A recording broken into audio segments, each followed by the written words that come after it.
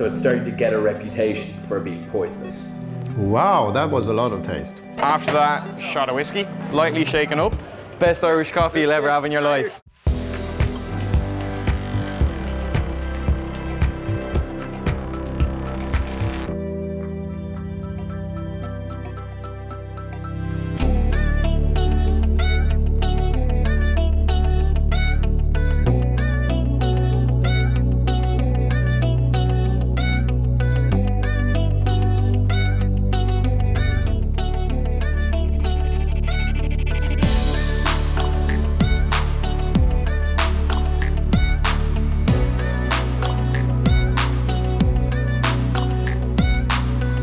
Om man gillar whisky, ja då ska man ju passa på att besöka The Irish Whiskey Museum om man är i Dublin.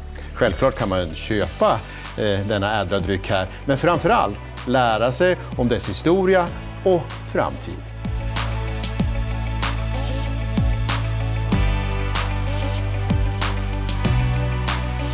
So what's the story? Ireland and whiskey?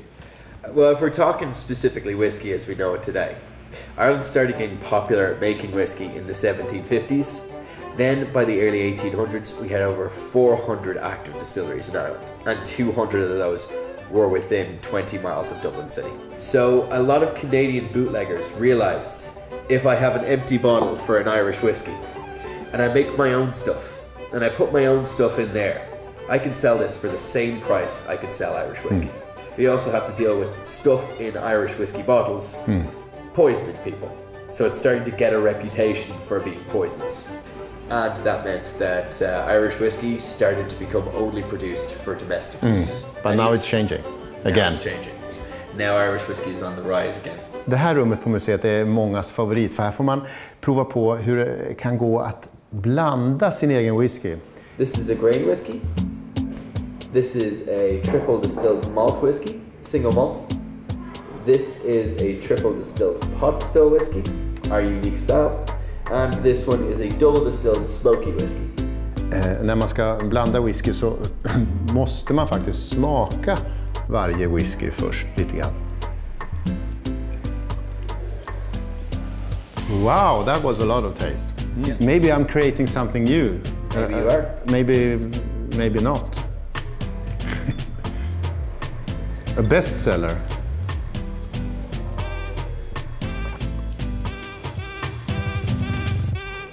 Honestly, I think I destroyed this. My sample wasn't jiha.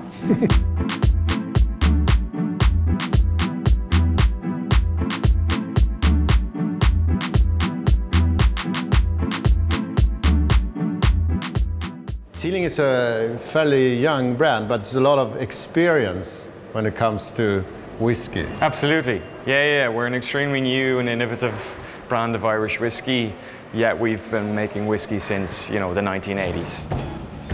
So how would you describe the soul of, for example, Teeling? The soul of Teeling, well, I suppose the main thing is we're probably a young soul to start off with. On top of that then, we're always trying to do things a little bit differently, and I think people kind of root for an underdog a little bit. Like the fact that we're small and we're family owned means that we have a little bit more room for innovation.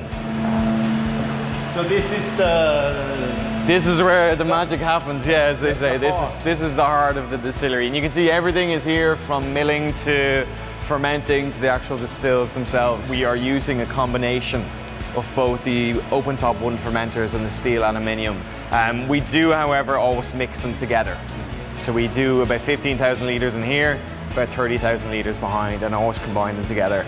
How long does it take to make whiskey? It's actually a lot quicker than you think.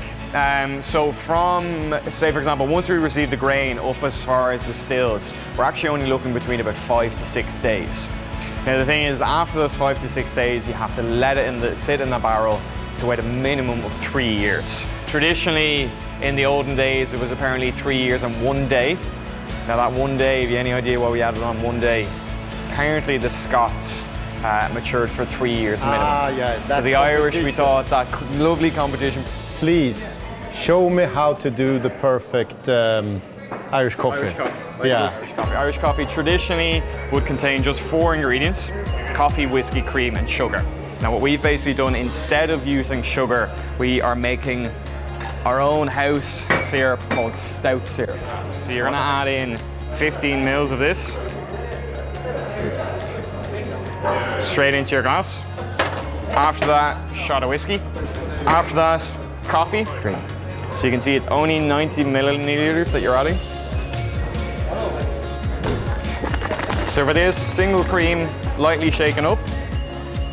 And no sugar in the cream. And no sugar in the cream. A little bit of nutmeg.